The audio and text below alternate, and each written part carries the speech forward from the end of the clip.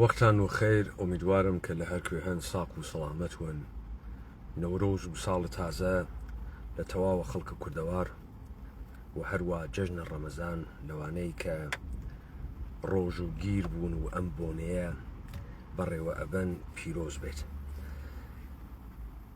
سەبارەت بە ڕووداوگەلێک کە ئێستاوانە ناوە ڕۆژەوە میدیایی و باسی لەسەرکرێ بە تایبەتی لێدانە جمهوریە ئیسلامی ئێران لەلایەنە یاڵەتە متحدەیە ئەمریکا و ئەدمینستریشنە ئاغای دۆناڵد ترامپ و بەر باس ئەدەین بە تایبەتی بۆ یارانە ئاخێزە کوردەوارە سربەخۆ و گەرەکیانە بزانن لەم بۆرهەیە زەمەنیە ئێشێ چۆن هەڵس و کەوت بکەن. بۆیە ئەو دیبەیتەی ئەمڕۆی ئێمە دیبەیتێکی تەحلیلیە سەبارەت بە دەریافتەکانە ئێمە، خوێندنەوەکانە ئێمە، هەڵس و کەوتەکانە ئێمە و دەرەنجامێک کە تیا ڕەفتارە سیاسی و ئەمرە سیاسی ئێمە تیا دیاری ئەکرێت. من سەرەتا بۆ خاتری ئەوەی کە بتوانم ئەمانەی کە خەریکم ئێژمی لە ذهنیەتە ئێوە بە دەرکی بگەێنم سایەکەم لە گۆرانیەک کە معمولەن ئەخوێنرێت و گۆرانیش ئەوام فامە و خەڵک لێی تێگات مثالێک بێرمەوە. من گۆرانیەکتان بۆ لێدەم و محاولە ئەەکەم ئەو پرسیارە کە لەم گۆرانیە دروست ئەوێت بەستی بدەم پان و بەرینتری بکەم و بیوەمە ئەم حەوزە کە گەرەکمانە لەسەری قسە بکەین.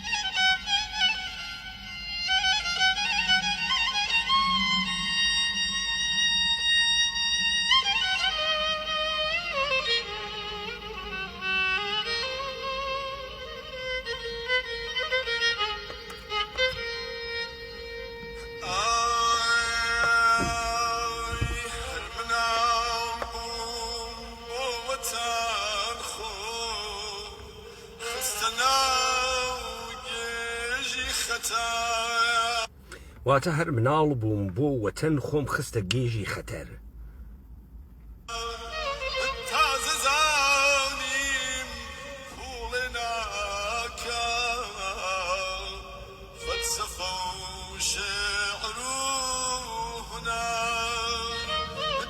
تازە زانیم پوڵێ ناکا فەلسەفە و شعر و هونەر.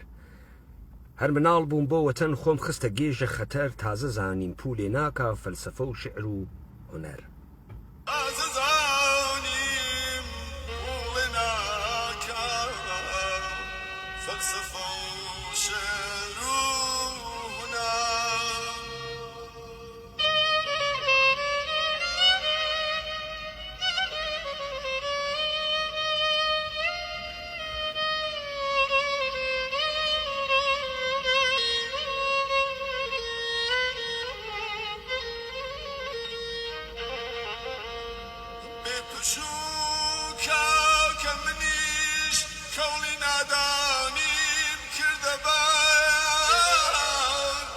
بێپشوو کاکە منیش کەوڵی ناداونیم کردە بەر.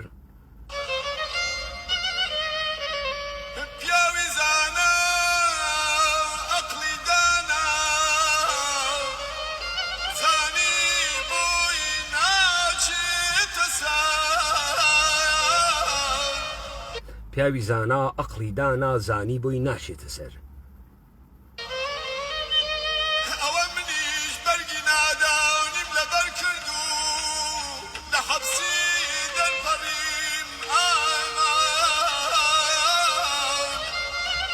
ئەوە منیش بەرگە ناداونیم لەبەر کرد و لە حەبسی دەرپەڕیم.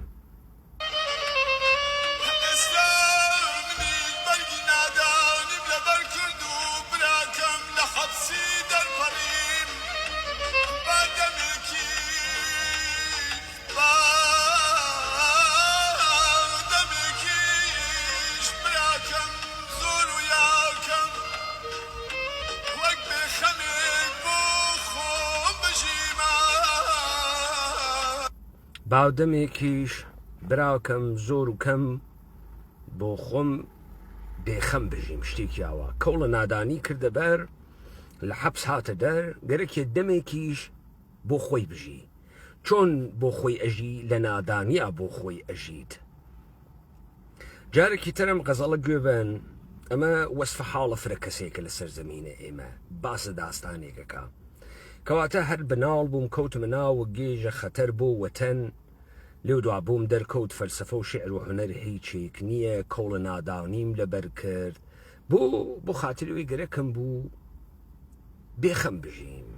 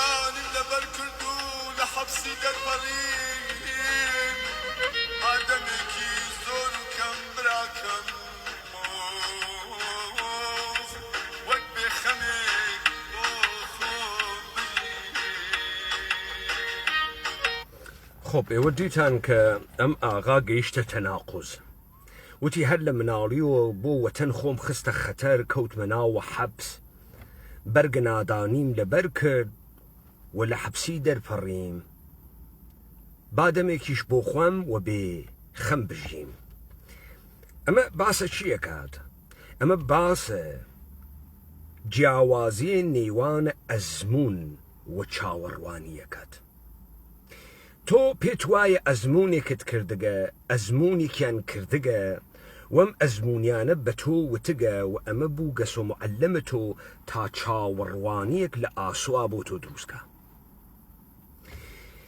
بەڵام تۆ وەختێکەویتە ناو مەسیرەکە ئەوێنی ئەو چاوەڕوانیە تۆ نایێتە دی چی پێتێ وەکۆم کاوراتە پێتێ ئەوی تۆ چی ئەوی تۆ جاش خەفیفە ئەوی تۆ چی ئەوی تۆ ئینسانە شکەست خواردگێ ئەوێتۆ ئینسانێک کە پێی وایە عەقڵی قوفڵ کردگە چون سەرەتا عەقڵی بووگە و ئیستەوە بێ عەقڵی ئەتوانێ بژیت. وا خەریکە مەترحیەکە. من لە دیبەیتەکانە ساڵان ڕابردووە لە ڕوبەڕووبوونەوە تەکە عەقڵە سەلیمە، ئەو جۆرە عەقڵیەتەی کە ڕۆژانە ئێمە هەڵس و کەوتی پێەکەین و ژیانی پێ بەردەوامەکەین. چەمکێکم بەکارەوەرد کە زۆر کەسێ پێی ناخۆش بوو و من هەر جارێ مەشایە تەوزیحم بدایێتەوە کە کاکە ئێمە لە 400 ساڵە ڕابردوو ناژین، ئێمە لە قەرنە 21 ئاژین.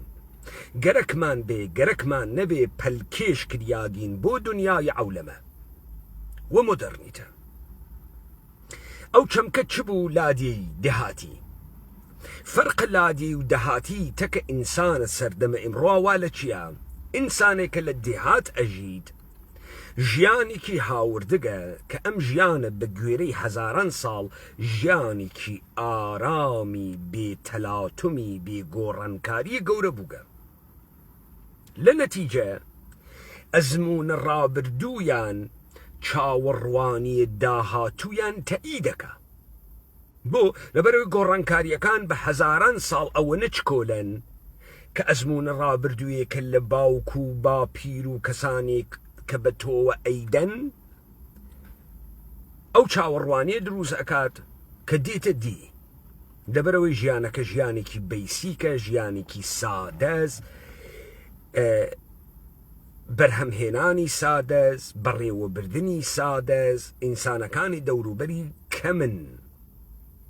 ئەمە ڕوانگەی لادیانەس وا قەتیسماگەسە ناوە وەزعیەتێکی مێژوویی قەتیسماگە بچووکە وەکۆماغا. ئێمەمانان کولەن کێشەمان ئەمەسە کە شتێک بە ناوە ئەزمون یان نایناسین یا و ئەزمونەی پێمان دریاگە بەڕاستی ئەزمون نییە و کارەکان شتێکی تر بووگن لە ژێرە ناوە ئەزمون دریاگن بە ئێمە.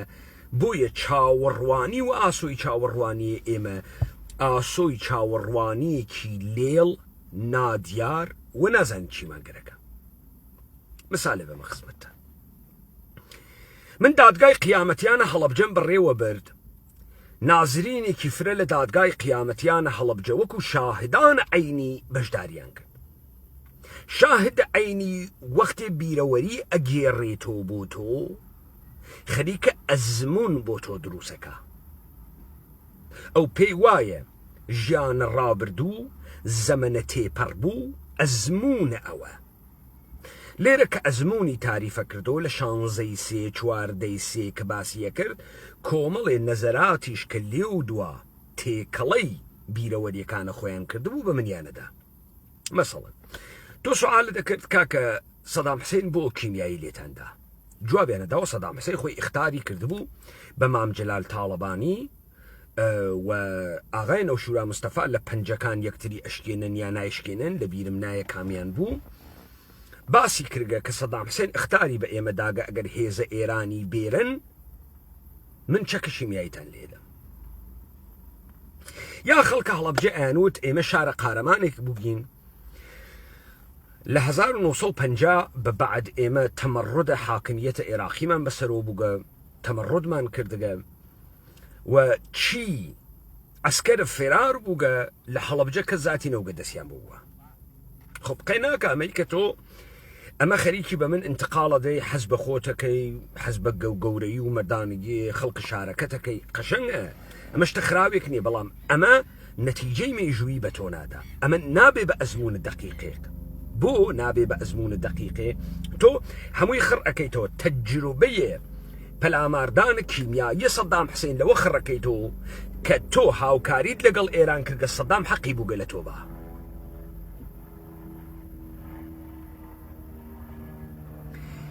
ئەمە پێژن ئەزمونە غەڵەت. ئەزمونە غەڵەت چاوەڕوانی غەڵەت دروستەکە.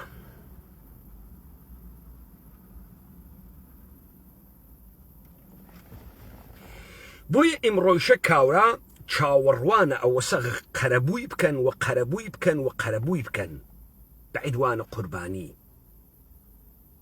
لكاتێکە تۆ وەختی پەدیدەی مێژوویەک بەڕەسیەکەی پەدیدەی مێژووی لە بەستەر زەمانیەکە خەریکە ئەڕوات و ڕێوە کە تۆ ئێشێ هەمووی متەغەیرەکانی بناسیت. یەک، هەڵەبجە لە کاتە شەڕ ئێران و عێراقا ڕوئەدا، یعنی دەوڵەتە عێراقتە کە دەوڵەتە ئێرانە شەڕەکە. دوو، تۆ ئێشێ بزانی وەزعیەتە جبهەی شەڕ چۆنە بە نەفعە کێس، کێ دەستە باڵای هەست کێ دەستە خواری هەست. سێ، ئێشێ بزانی ماجەرای هەڵەبجە ختمە بە چی ئەوێت، تا تو بتوانی تەحلیلێکی دروست لە ڕۆژە شانزەیە سێ بکەی، تا وەختی تۆ وەکو ئەزمون ئەی قۆزی تۆ ئەزمونە دروستێک بێ چاوەڕوانیەکەت ودی بێنێت، تەعەیون پێ بە. ئۆکەی، تۆ کە بەڕەسیە ئەمە ئەەکەی، یەک بەمە ئەگەی کە دەوڵەتە ئێران دەسی لە شەڕا بەرامبەر بە عێراقوا لە خوارە. تۆ لەکوێ بەمە ئەگەی؟ لەمەی کە دەوڵەتە ئێران 4 مانگە بعد 5 مانگە بعد هەڵەبجە چۆڵەکابی ئەوە یەک فیشک بتەقێ بەرامبەری.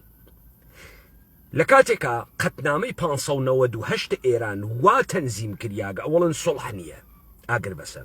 دوومن یەک قەران بە ئێران نادن. سێومن هیچ مەوزعێ بەرامبەر بە عێراق ناگیرێتە، یعنی تڕەهاتە مطلق، یعنی وە پەلەپەل خەریکن ئێران نەجات ئەدەن لەم شەڕە. ئێستا دێنەوە سەر خوێندنەوەی مەیدانی. ئێران ئیدعاکە بۆ ئاگربەسە لەگەڵ عێراق پێویستی بوو کە منتەقەیە لە عێراق بگرێتە دەست و ئستراتیژیک بێ تا مەعامڵەی پێ بکە، تا دەستی سەری بوێت. دێ ئێران فاوی گرتگە بەر لە هەڵەبجە، فاو دەستی نیاگەسە بینە قاقای عێراق لە خەلیجە فارسە. کەچی ئێران هێزەکانە جنوبی کۆ ئەکاتۆ تێتە منتەقەی کرماشان پاوە وەلفەجر دە پەلامارە هەڵەبجەدا. هەڵەبجە لە لەحاظە نظامیوە هیچ پێگەیەکی استراتیژیک نییە، هیچ کاربوردێکی نییە. سەدام حسین بەجێمەی بێت هەڵەبجە ئازاد کات، 20 ڕۆژ دوای هەڵەبجە پەلامارە فاو ئەدا، فاو ئەگرێتەوە. 6 مانگە بعدی ئێران 508 امزاکە. 508 ئێران وە حیزە و ئاگر بەس دەرەچێ لەم شەڕە. عێراق 10,000 کیلومتری چوارگۆش خاکە ئێرانی وا لە کۆنتڕۆڵە، لە سۆمار، نەفتەشار، لە ئیلامە ئەمڕۆوە. حتا کاتە حەملەیە کوێیت تەخلیە ناکە. بەس ئا لەگران نە قارەمانێتیە هەڵەبجە، نە سەدام حسین ئینتقام ئەسێنێت و لە هەڵەبجە چون ئێرانی هاوردگە. لەگرا دروست نییە، لەگرا تەواوکردنە شەڕ دروسە. ئەزمونونەکە بە ئێمە ئێژێ شەڕ ئێران و عێراقیشی تەواو بێت. لەولاوە ئاغای سەدام حسین گەلێکی وگە قادسیە دروست کات، قادسیە دوو دروست کات، تاران بگرێ، ئەمڕۆز مەهران فەردا تەهران نەشد. لەولاوە ئایەتوڵڵا خومەینی ئێژێ جرسومەی فەسادە سەدام حسین ئێشێ لەبین بچێت، ڕێگەی قودس لە کەربەلاوە ئەچێت، شەڕ تا ڕەفع فتنە لە عالەمە. خومەینی تەنانەت کە خومەینی وێ بە کوشتن 300,000 نەفەر ئێرانی لە جریانە شەڕ ئێران و عێراق ناتوانێ هەڵگەڕێتەوە بێژێ غەڵەتم کرد دۆڕیام، بێجام کرد دۆڕیام. وایستە خاتراتە شەڕ تێتە دەرۆ لێیان و چەکوچۆڵێک لە ئیسرائیلی ئەگرن، لە ئەمریکای ئەگرن تا بتوانن تەوازونەکە ڕابگرن. کەواتە ئێمە لەگرا ئەوێنین ئەنچێ پێی ئێژین ئەزمون و ئەنچێ کە پێی ئێژین ئاسۆی چاوەڕوانی لەگەڵ یەکتریا فەرقەکە نایەتە دی. مەسەڵەن کابرا هەڵەگەڕێتەوە ئێژێت کە لە هەرێمە کوردستانە کوردایەتی تەواو بووگە. ئێمە کوردایەتیمان نەکرد وا بوێ، یعنی تۆ چیت نەکرد کە وا بوێ، تۆ کامە تەجروبەت کردگە، تۆ کامە ئەزمونت بووگە. ئەزمونێک کە ئێخاتە بەرە دەسە ئێمە ئەمەسە.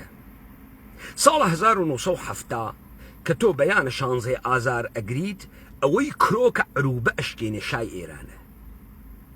شای ئێران کروکە عروبە ئەشکێنێ کاکە تۆ فقط لەگەڵ ڕژیمە عێراقا تەرەف نیت، تۆ لەگەڵ ئوممەی عەرەبی تەرەفی، تۆ لەگەڵ ئوممەی عەرەبیە تەرەفی، وا لە شەڕە 6 ڕۆژە لە ئیسرائیل شکستی خواردگە.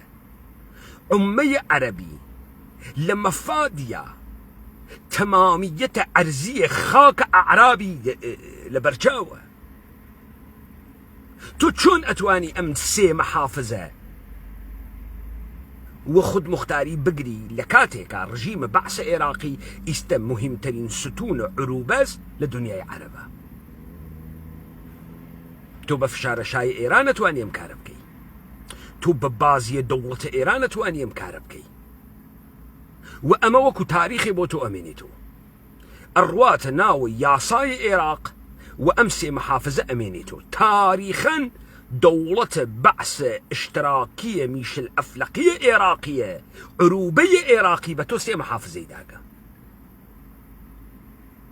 ساڵە 91 تۆ نە بە واستەی ئەوەی کە کوردایەتی برگەسە ناوت چۆڕە شارە سلێمانی و هەولێر 100,000 ئینسانە کوردیت متعین کردگە، نە هەلێکی مێژووی ڕوو ئەدات پەلامارە سەدام حسێنە دەن تۆ لەبەر خاتری ئەوەی ئەمە یەک ئەزمون بە تۆ ئەدا، خەڵک نێ لەسەرت دۆڕاو وا لەسەرت براو، خەڵک لە کاتێکا کە هەست بکات ئەوەی پشتی گرتووە خەریکە ئەدۆڕێت ئەیگۆڕێت. ئەمە ئەم ئەزمونە بە تۆدا، ئەم ئەزمونە بە تۆ نادات تۆ قارەمانی نایدات. بۆیە تۆ ئەزمونەکانت بە غەڵەت وەرگرتگە، ئاسۆی چاوەڕوانیەکەت بە غەڵەت تاریفەکەیتەوە، بۆیە پێی ناگەی، بۆیە پێی ناگەی. تۆ شتێکت داڕشتووە بە ناوە ئەزمون سەر تاپا غەڵەتە و ئەزمون نییە. و ئەمە تەلەڤیزیۆن بۆتی کردگە، میدیای حیزبی بۆتی کردگە، دەستگای ئامۆژ و پەروەردەش و پەروەردە بۆتی کردگە، مێژوونووس و ڕۆژنامەوان و کەسایەتی سیاسی و پرۆفسۆری دانشگا بۆتی کردگە.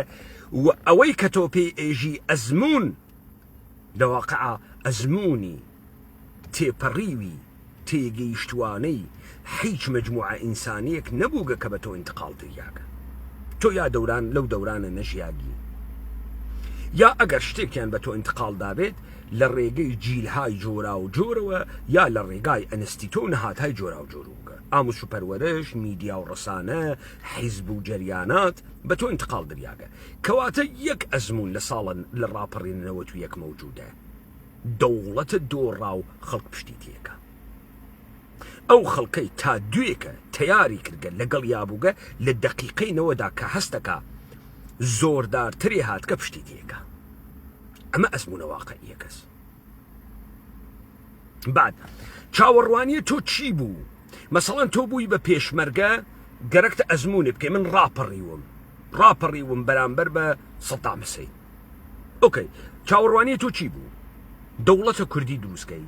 دەوڵەتە کوردی دروستکەی هەر نەفسە دەوڵەتە کوردی بۆ تۆ تەواو بوو؟ دەی ئەگەر نەفسە دەوڵەتە کوردی بۆ تۆ تەواو بوو ئمڕۆ بۆ زاق و زووخەکەی ئێژی مەعاشم نییە بیخۆم. دێوە نیە 2 ئیدارە سلێمانی و هەولێرتان دانیاگە، دێوە نیە هێزە پێشمەرگە ئوموراتان بۆ ئەواتە ڕێ و مۆرە کوردیتان بۆ لێدا، لە پاسەپۆرتی عێراقیە بە کوردی ناوتان نووسیاگە. مەگەر ئەمە چاوەڕوانی ئێوە نەبوو؟ چۆن ئێوە ئێژن چاوەڕوانیەکەتان عەداڵەتە ئیجتیماعیە؟ چۆن ئێژن چاوەڕوانیەکەتان بایعیە، نانە، مەعاشە؟ مەگەر لە کاتە سەدامە مەعاشتان نەیەگرت؟ مەگەر نانتان نەیەگرت؟ چۆن ئێوە ئێمڕۆ ئیدعا ئەکەن چاوەڕوانیە مبارزاتە کوردیتان تەواو بووگە؟ دێ ئەگەر بنیان دانانە دەوڵەتە کوردی بوایە یا دەسەڵاتە کوردی بوایە تۆ تا ئیمڕۆش مەشای مبارزەت کردەیە،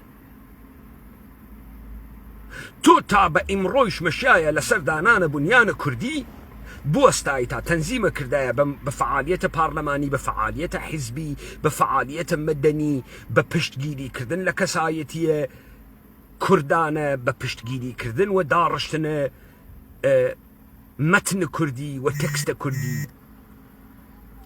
کامە ئەزمون لەگەڵ کامە ئاسۆی چاوەڕوانی؟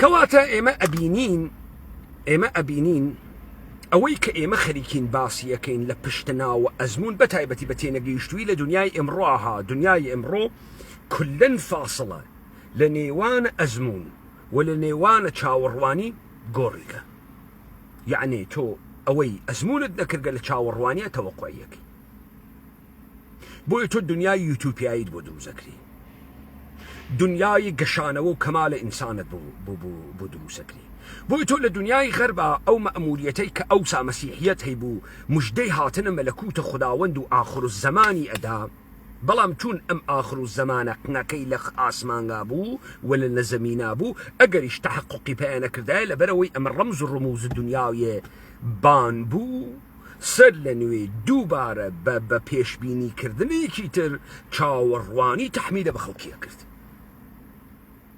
بەڵام لە سەردەمە قەرنە هەژدەوە کە مێژوو کەشفەکرێ و مێژوو دروست ئەکەن لە ژێرە ناوە پێشکەوتن و پێشکەوتن دنیەوی یعنی علمی یعنی پارەیی و مادی لە دنیای ئەمڕۆ کەمالە ئینسان لە دنیا ممکنەکە ئەگەر ئینسانێک زمانێک قرار بوو بە کەمال بگات دوای مەرگ دوای ئەوەی کە لە مەسیحیەتە تاعەتە خوداوەندی ئەکا و ئیمانی بە مەسیح هەسوو چاوەڕوانە کە مەلەکوتە خوداوەند بێت و کەمالە خۆی لە ئاخرەتە و لە ژیانە دوای مەرگە تەعقیبەکە ئیمڕۆ کەمالە ئینسان لە ژیانە مادیە ممکنەوێ کەی لە عەسرێکە کە ناهاوتەرازەکان لە هاوتەرازیە مێژووییان یعنی کۆمەڵە ئینسان بەهۆی دەستاوەردە علمی بەهۆی پێشکەوتنە تەکنۆلۆژیک هاوچەرخن لەگەڵ ئینسانگەلێکی ترا کەوانە قۆناغێکی تر لە ژیار و تەمەدونە ئەوان دواکەوتوترن ئەمان پێشکەوتوترن بەڵام هاوتەرازیە مێژووییان هەست لەزا عیدەیەکیان بەسەر عیدەیەکیان و بۆ پاڵپەیوەنیانیان بە بیانوویە پاڵپەیوەنیان بەرەو حەزارەتە جەدید سوارە ملیانەوە ئالەگدا شتێک تێتە دەرەوە وا ئەوێتە بونماییە ئەنچێ کە ئێمە پێیەژین ئەزمون مثال ئەمە هەم لە کانت وایە هەم لە هێگل وایە غایەت گەرایی لە تاریخ دروسەوێ هەرواکە لە دینا دروست بوو تۆ لە دینا ژیانێکی دنیەوی ئەەکەی تا مەلەکوتە خوداوەند هاتنە ماشیع محەممەد المەهدی آخر الزەمان نفخە سوورە ئیسرافیل زمانێک جەهەن پڕەوێ لە فەساد و منجیەک تێت و ئەم دنیا نەجاتەدا ئیتر یا ماشیعە یا مەسیحە یا محەممەد المەهدیە ئەمە ئیمتدا دەدێتە ناو مێژوو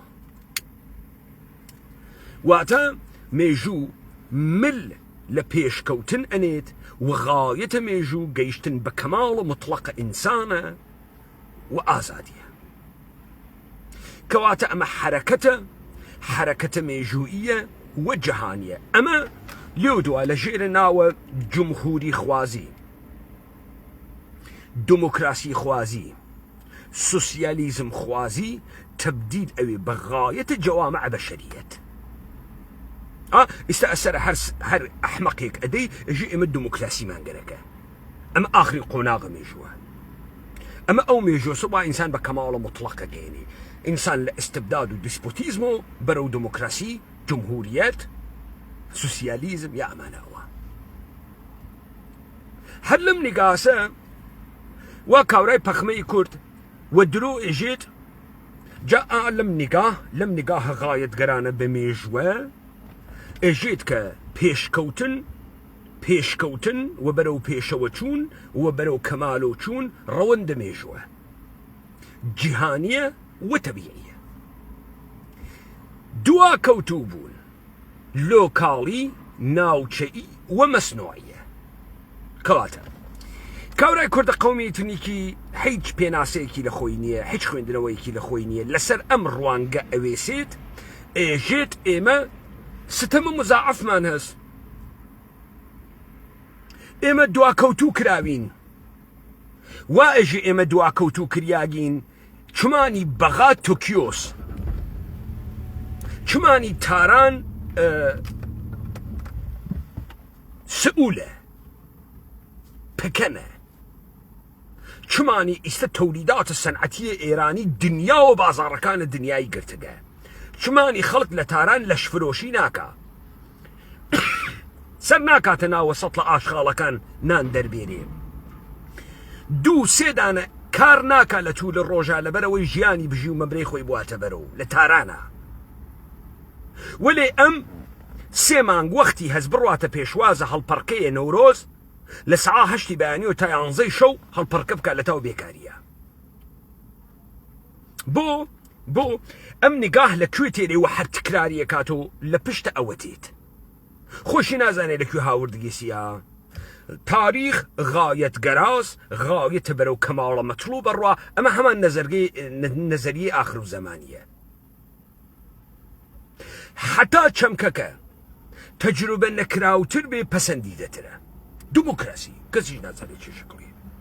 جمهوریەت کەسیش نازانێت چی شکڵیە.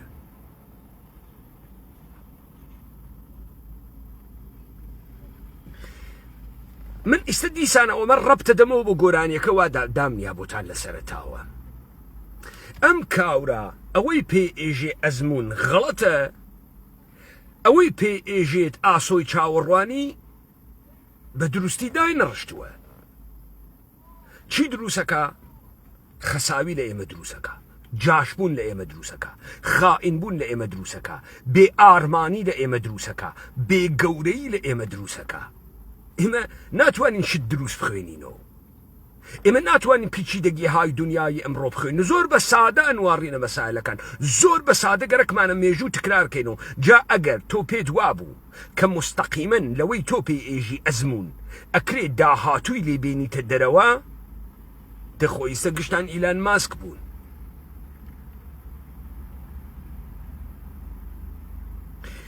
یعنی ئێمە لەحزەیە فکر ناکەین ئەوەی بە ئێمە ئێژن ئەزمون غەڵەتە.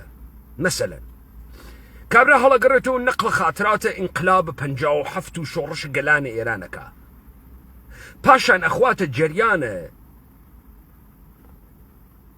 شۆڕشە مەحسا متحیر ئەمێنێ ئەرێ بوو ئێران نەڕۆخا لەبەر خاتریەوەی ئەزمونەکەی ئەوڵە غەڵەتە کاکە گیان. ئەوەی تۆ لە ئەوڵۆ پێی ئێژی ئینقلاب نییە. گۆڕینە دەمامەکە دەوڵەتە ئێرانیە بەدەستی ئیاڵاتە متحدەیە ئەمریکا تۆیشیان وەکو ئەنتەراور گەسە خیابان کۆمەڵی هەڵۆ خسکەسەوە تۆ بە مێژی ئینقلاب. ئەمە ئینقلاب نییە.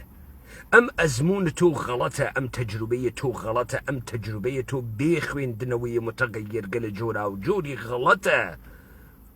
تو چه ئەسرارێگەکەی ئەوەی بە چاوی خۆت دیکتە بە ئەزمونێکی دروست بیفرۆشی تۆ؟ چه ئەسرارێگەکەی؟ چون ئەزمونە غەڵەتە تۆ چاوەڕوانی غەڵەت دروست ئەکات. ئەگەر لەمانە تێگەیشتین تێنەوە سەرە ئیاڵەتە متحدەیە ئەمریکا. بزان کاکە گیان وەختێک عیدەیەک لە ناهاو تەرازیە مێژوئیە لە یەک مێژووە دەست ئەوەن دیگەران پەلکێشکەنە ناو وەزعیەتە خۆیان وەکو ئوروپاییەکان کۆمەڵی درۆ بۆ تۆ دروسەکەن بە ناو مێژوو. مەسەڵەن بۆ تۆ درۆیە مێژوویە ئیمپراتۆریە ئیسلامی دروزەکەن. ئیمپراتۆریە ئیسلامی بێ چمکە ئومە و ئومەیە ئیسلامی معنای نییە، هیچ معنایەکی نییە. دێکاکە تۆ لە درێژاییە مێژووە ئومەت دروست نەتکردگە. تۆ یەک شت هەست لەگرا هەر بەم مێژووە تەقەلوبیەی خۆتە. تۆ دەستگاهێک بەناوە دەستگاهە قەزائیە مشتەرەکە خلافەتە ئیسلامیت نییە. اجتهاد جۆرا و جۆرە عولەمای مختلفت هەست کە کابرا حکمێک لە بەسرەعیدا تاکە حکمێک لە بەغا بۆ یەک جرمێدا فەرقەکە. ئەمە نە قودرەتە حاکمیەتی دەرەخا، نە دەستگاهە ئیلاهیاتی تۆ دەرەخا، نە چەمکە ئومە دروستکردنە تۆ دەرەخا. ئیمپراتۆریەتە ئێرانی تۆ یەک تەواڕوسە نەهادید لە ئیمپراتۆریە ئێرانی نییە. کاکە خۆ ئێمە بەشەرین، ئێمە لە ناو لادەیەکە ئەژین. یەکێ شوانە، یەکێ بەرخەلەوانە، یەکێ جووتیارە، یەکێ بزگیرە، یەکێ قەساوە،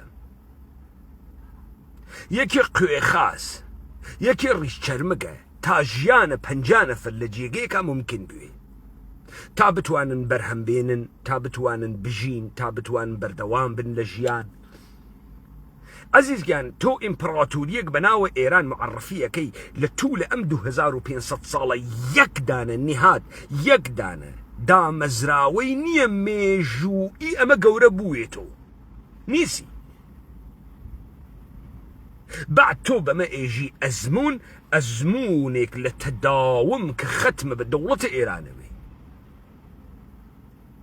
ئالەگرا تۆ هێشتا نگاهە علمیە بە تاریخ، نگاهە ئستعلاییە بە تاریخ نازانی. کاکە ئینسانێک ڕوو ئەکا لە تاریخ بێجگە لە حب و بغز و ئارزووەکانی ئەخواتە هەنێ بەجێماوە تاریخی. لەم بەجێماوە تاریخیانە ئەگەر بیان کا بە سەرچاوەی مێژوویی ئەوجا دوو ڕوودا و ڕووەدا. یەک یا ئەڕەسێ یا ئەگات بە شتگەلێک کە زوانە ئەداکردنیان هەست، یا ئەگا بە مەوقعیەتێک کە زوانە ئەداکردنیان نییە و ئێشێ ڕەوەشت جەدید فەرزە جەدیدی بۆ دروست کات. ئۆکەی مەسەڵەن تۆ لەم مێژووە خۆیتە کورد، تۆ چیەکەی وەکو ئەمسالە سۆرانە حەمەڕەش و ئەمانە ئەڕۆیت و ئەم مێژوویە و ئەم کوردە لە مێژووە وەکو سەرچاوەیەک بەکارتێری لەکێ لە گزنەفۆنە لە هێرۆدۆتا. ئەمانە زوانێکن کە زوانیان داگە بەم چەمکە کوردە. تۆ کوردەکەیتە سومری، کوردەکەیتە لولویی، ئەکەیتە گوتویی، ئەکەیتە بندەسە دەوڵەتە ئێرانی بۆ 2500 ساڵ.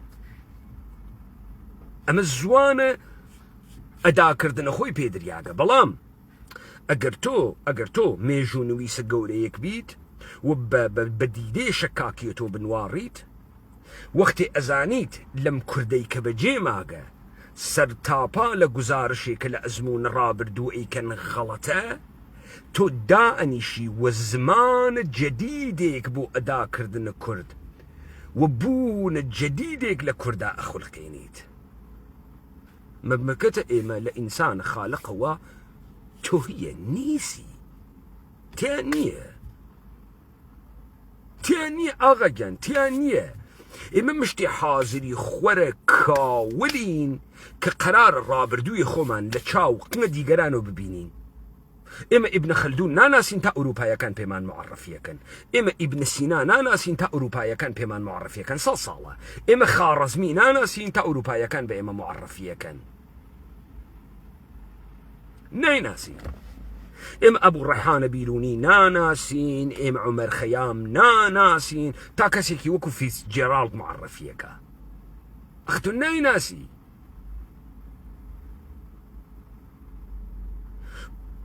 تۆ لە توو لە مێژووە ئەم زوانە عەرەبیە، ئەم زوانە فارسیە، ئەم زوانە تورکیە و ئێمڕۆ قسەی پێیەکەن. لە توو لە مێژووە هیچ ئینسانی قسەی پێ نەکردە. تێمەوە سەرە لێدانە ئێران و ئەمریکا.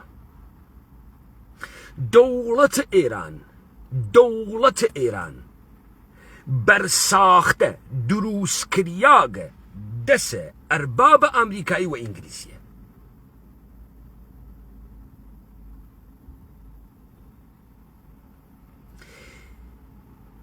و ئەمە یەک سوورەتە متعالی هەست. وەختێک لەم تەنش و کێشە و گێرێتەوە بێ، ئەویش ئەوەسە دەوڵەتە ئێرانی ئەبەدیەوە بکەیتەوە. دەوڵەتە ئێرانی بوویتە ناوە دەوڵەتی یاسا وەختی 90 ملیۆن ئینسانە لێ دروست کردە. ئەم ئینسانانە ڕیشەیان نییە، بنیان نییە، کەسایەتیان نەماگە، پەیوەندی کۆمەڵایەتیان نەماگە. مشتێ ئینسانە فاسد بە کۆمەڵێ تەجروبەی غەڵەت بە کۆمەڵێ ئاسۆی چاوەڕوان کردیاگە غەڵەت دروست ئەەکەی. زەبوون بێدەسەڵات کاول ئەیانوەیتە ناوە دەورانە وەهمیە دەوڵەتە قانون. لە ژێرە چەمکە چی پێشکەوتنە، سەعادەت تێ، پێشکەوتن تێ، خۆشی تێ، کەسیش نازانێت چۆن تێ وە لە چێ اتفاقێکە کەفێ. ئەم ئینسانانە هەتایە خۆیان فەرامۆشەکەن، هەتایە بوونە خۆیان فەرامۆشەکەن، هەتایە مەوجودیەت و دەسەڵاتیان لێ نایتە دەرەوە.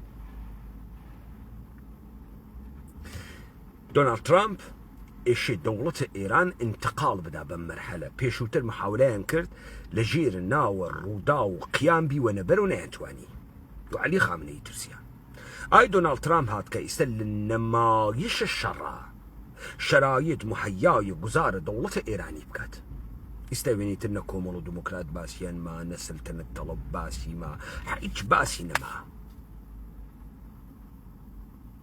یاڵەتە متحدەی ئەمریکا بۆ دەمکوتکردن ڕوقەبای داخڵی عەلیە خامنەی شوێد وادار بوێت بمبارانی لە ئێران بکە و بمبارانە ئەکات تا بتوانێت بەڕاحەتی گوزارەکە دروست کات ئێران ئەگۆڕێت و ئەیگۆڕن و بە احتمالە فرە زەربەی نظامیشی تیاوێت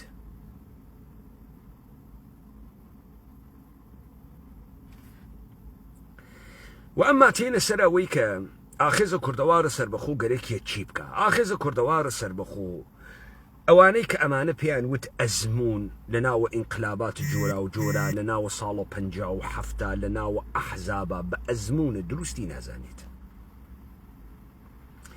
لە ڕۆژگارانێ وا ملیۆن ئینسانە بێ هەمە چیز دروست کریاگە کە تۆ ناتوانی تەسەورێک لە سەروەری پێ بدەی کارکردن لەگەڵ ئەمانە ئەوێت تۆ کارە بازرگانی کردن کارە بازرگانی شەمەسەکاورە خۆی و مشتری ئەوێنێ وێسی ئەگە تۆ ڕازیکەی بانگەوازی بوو بووی بە قوروانتم و بێرە ناوە سەفە ئێمە و تۆ لەگرا بەمە ئەگەی بەمە ئەگەی ئەمە سوورەتت ئەزمونە غەڵەتە من نەوامە ناوە دەوڵەتە قانونە نە ئیمکاناتە میلیاردیم هەستاوەکو تورکیا حزبە جەهەپە دابنێم 1,700,000 نەفەر ئۆزف بکرم ڕۆژە ئەوەڵیش ئاخێزە کوردەوارە سەربەخۆ ئەمەیوت لەم سەرزەمینە ئێمە وا تەجروبەیە مەردانەگی ئینسانە گەورە نەماگە ئێمە زیندووکەرەوەی ئەم تەجروبە بین جارێ هەنگا و گەورەیەکمەندانیاگە نۆبەی دووەم خەڵکو ئەتەکە ببراوە نێتەکە دۆڕاوە ئەگەر ئێمە بتوانین جریانە منسەجمە قدرەتمەندێ دروستکەین وا هەم لە حوزەیە فکری و هەم لە حوزەیە مەیدانی و شەڕە فیزیکیە عەرسە بە دوژمن تەنگ بکەین مۆردە ئستقباڵە مەردم واقعوین لذا لە ڕۆژگارانە پێشەڕوو ئاخێزە کوردەوارە سەربەخۆ کارنامەیە شۆڕشی خۆی لە ڕووبەڕووبوونەوەتە کە دەوڵەتی ئێرانی ئێرایەدا هەر کەسێ هاتە ناوە سەفە ئێمە هەر کەسێ خۆی بە ئینسانە گەورەیەک زانی و گەرەکی بوو چارە نووس و قەدەرە خۆی بگرێتە دەست و بەخێر بێت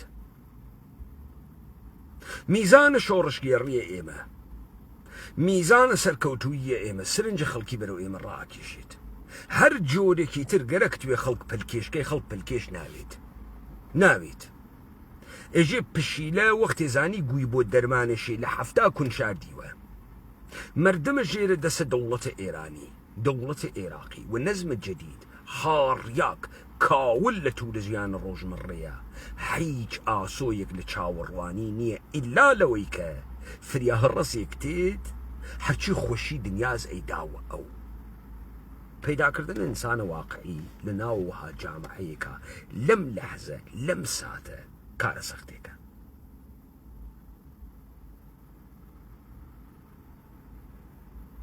بۆیە ئێمە مەسیرە سەختێ وا لە ڕێگەمانە ئەمما هەر تاریخە دنیای مۆدەرن بە تۆ ئێژێت لە ناو ئەم دنیا اتفاقانێ ئەکەوێت کە هیچ چاوەڕوان کردیاک نەوگەن و ئەتوانن ڕوو بدەن لذا ئێمە ئەتوانین واقعیەتە مەیدانی بگۆڕین ئەتوانین مەسیرێکە داڕژیاگە بیگۆڕین چون ئێمە معتەقدین مێژوو نەک ڕوو لە غایەت ناڕوا بەڵکو مێژوو ساتەکانە ترازانە ئەووەڵین کارێک کە ئێمە کردمان تەشخیصت دروست بوو تەشخیصت دروست چاوەڕوانی دروست تێرێتە بەرەو تەشخیصت دروست ئەوە بوو ئێمە تەشخیصماندا دەوڵەتە ئێرانی ساتێکی ترازانە مێژوو لە ئەبەدیکردن خۆی هەست و ئەمە ئەربابە ئەمریکایی بۆ یەکات لەم ساتە دەوڵەتە ئێرانی تووشە قەیرانە گەورە ئەوێت مخالفين داخلي شر قدرة نيوان خوي نمايش التزاد لك أمريكا عيشتك إيران حليكا ولا بشت أم حل كردنا دولة إيراني بأبدية بجيند أقلق راسه كم مجال كان لنا وأم درزقليك بيدا أوي بو إيما معنا ندروسوي لذا يارانا أخيز كردوار السربخو بتمام قدرة بشوين قرتن ومتعين كردن إنسان قلو واقعي برون جان ساعت قليك اللي فرصة قليك نابا كي تتكرار ناويتو إما دروس تشخيص من داقا والتمام آزاد يارانا أم سرزمين اللي خوتان بقرن تكسرتان بويت ائتلاف قل جورا وجور دروس كان درقاي شورش بكنو بروية أو إنساني كشورش غيره حتى أقل للحازم متنيوة دنيا أو جورن ناوينك إيوة أيوين وتحليلي أكن بلا مجال شورش يريلي تنق مكن أما لآين ديكي نزيكا هم دائر جيد هم ميدانا كاري لسركريت كواتا أوي لم جريانا لقل إيما بيت سركوتو ترأويت حتما سركوتو أوي چون إيما تلاش خومان أكين كسرب كوين وتلاش خومان أكين تمام الدراية والزرفية وقودئية إنسان كردي بكار بوين تاشوين الدس خومان بميجوي دنياي حاضر دابني